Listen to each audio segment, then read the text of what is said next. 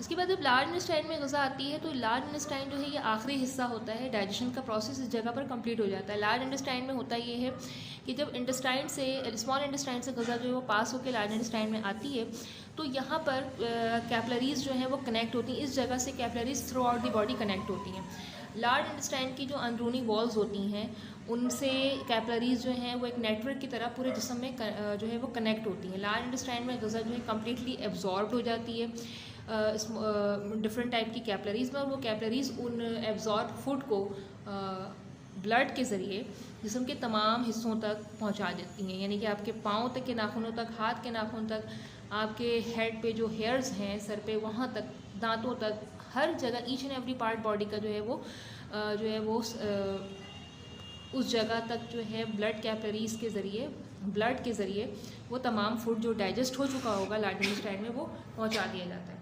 ठीक है, और ये लास्ट हिस्सा जो है लार्ज इंटेस्टाइन का अगर आप देखें जिसे हम कहते हैं rectum, during the absorption of food, यानी कि डाइजेशन जब कंप्लीट होती है तो उस दौरान कुछ वेस्टेज भी बनते हैं बॉडी में, तो उन्हें भी जिस्म से बाहर निकलना होता है।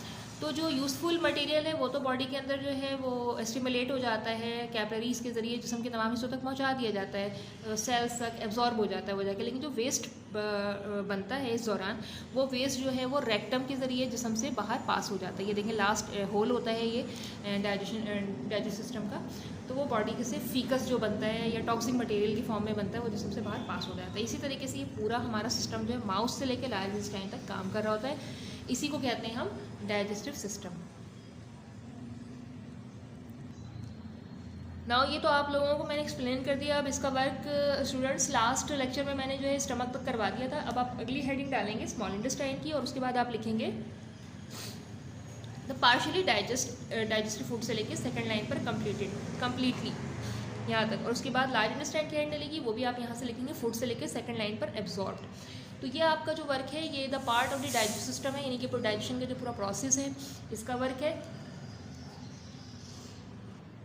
तो ये आप लोगों को ऐसे ही कर लेना है। इसके अलावा ये डाइजेस्ट सिस्टम की डायग्राम भी बनेगी।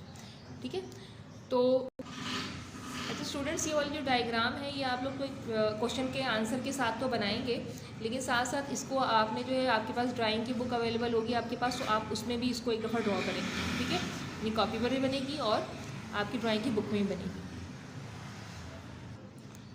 और एक और ये वर्क है स्टूडेंट्स, आप लोगों को क्लास में ये वाला जब आपकी फिजिकल क्लासेस हो रही थी तो आपको ये क्लास में सर्कुलेटरी सिस्टम टीचर ने समझाया होगा, इसका वर्क नहीं करवाया था आप लोगों को, तो ये भी आपको वर्क करना है। देख लें, क्वेश्चन आप लिखेंगे describe the parts of circulatory system. Question दोबारा रिपीट कर रही हूँ, describe the parts of circulatory system. उसके बाद आपने कहाँ से लिखना है, द पार्ट से लेकर वेन्स तक। सबसे पहला पार्ट हार्ट है, हार्ट की हेडिंग आएगी। उसके बाद आपने लिखना है द हार्ट से लेकर सेकेंड लाइन पर चैम्बर्स तक। उसके बाद बाय द पंपिंग से लेकर बॉडी तक। थर्ड हेडिंग आएगी यहाँ पर आर्टरी की, एन आर्टरी से लेकर ऑर्गन तक लिखना है। वेन्स आपको लिखना है अ वेन से लेकर हार्ट तक, और कैपिलरी जो है यहाँ से अ कैपिलरी से लेकर ऑर्गन, ये कंप्लीट है। ठीक है, तो स्टूडेंट्स ये आपका वर्क है, और सर्कुलेटरी सिस्टम ही वाला जो ये टॉपिक है ये आप याद कर लीजिएगा। ठीक है, जितना वर्क समझाया है आपको इन सब का सही तरीके से आपको वर्क भी करना है, और ये जो टॉपिक है as a diary work circulatory system ये आपको याद भी कर लेना है। इंशाल्लाह नेक्स्ट लेक्चर में मुलाकात होगी। अल्लाह हाफ़िज़।